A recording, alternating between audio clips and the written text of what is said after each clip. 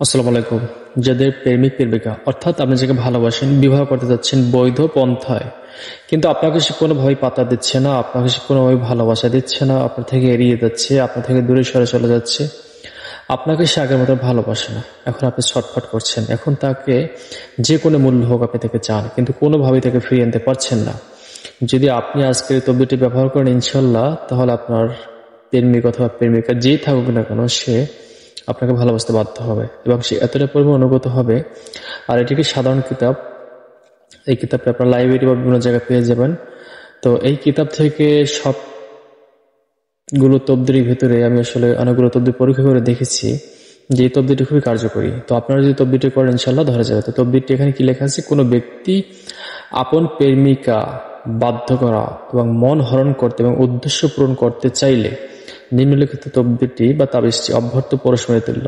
তাবিজ দুটি চন্দ্র মাসের প্রথম সপ্তাহে জোহরা তারকা লগ্নে জাফরান ও গোলাপ জল চীনা বর্তনে লিখে ধৌত করত, অর্থাৎ ধৌত করতে হবে। তারপর চা অথবা সর্বদার সাথে কাঙ্ক্ষিত ব্যক্তিকে পান করাবে। একবার পান করাতে পারলে ইনশাআল্লাহ সে অনুগত হয়ে যাবে, প্রেমিকার দহনে উদগ্রীব হয়ে পড়বে।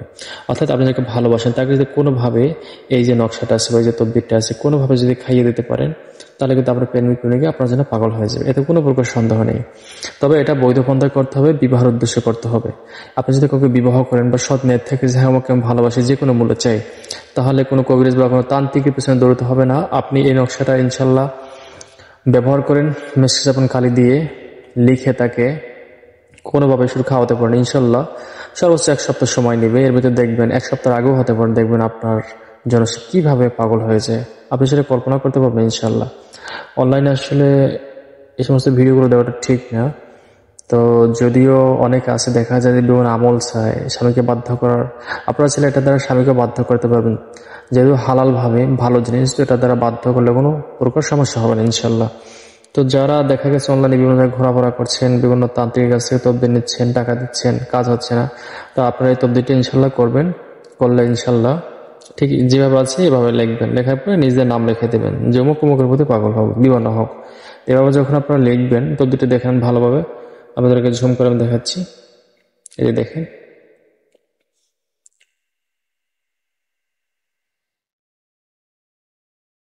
ভালোভাবে দেখে তারপরে উঠিয়ে সাদা কাগজে অথবা লাল খাক কাগজ আছে এগুলোতে লিখে তারপর আপনারা এটা ব্যবহার করতে পারেন ইনশাল্লাহ।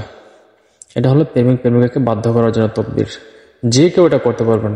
তবে আমল করার কিছু পূর্ব শর্ত আছে, সেগুলো হলো আপনাকে পাকসাফ হয়ে পবিত্র হয়ে উজু করে তারপরে দুরূদ শরীফ পাঠ করে, বেশিরভাগ ক্ষেত্রে এটা লিখতে হবে আপনাকে চন্দ্র মাসের প্রথম সপ্তাহে জোহরা তারকা লগ্নে, অর্থাৎ জোহরা, মেডিক্স, শামস, আত্মারের, তারপরে জাহল, এভাবে কিছু তারকা আছে, 7টা তারকা আছে। 7টা তারকার মধ্যে এই তারকাটা, এই যে জোহরা তারকা আছে, এই জোহরা তারকাটা সব থেকে বেশি ভালো। এই তারকা প্রেম, ভালোবাসা, বশীকরণ বিষয়ে যে কোনো তবদি লিখলে ধরা যায়। তবে যিনি লিখবেন তাকে অবশ্যই সৎ, পবিত্রবান, চরিত্রবান হতে হবে।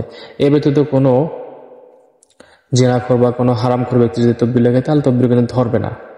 তো আপনি ইশার অথবা মাগরিব নামাজের সময় লিখতে পারেন, যেহেতু আপনার জোহরা তারকা চিনবেন না। আবার যারা চিনেন তারা তো ইনশাল্লাহ বুঝিয়ে গেছেন আসলে জোহরা তারকা কি। তো যাই হোক, সবাই তবদিটি ব্যবহার করেন, সবাইকে অনুমতি দেওয়া হলো ইনশাল্লাহ। যদি কেউ না বোঝেন অবশ্যই কমেন্ট বক্সে কমেন্ট করে জানাবেন। ধন্যবাদ, সবাই ভালো থাকুন, সুস্থ থাকুন। আসসালামু আলাইকুম।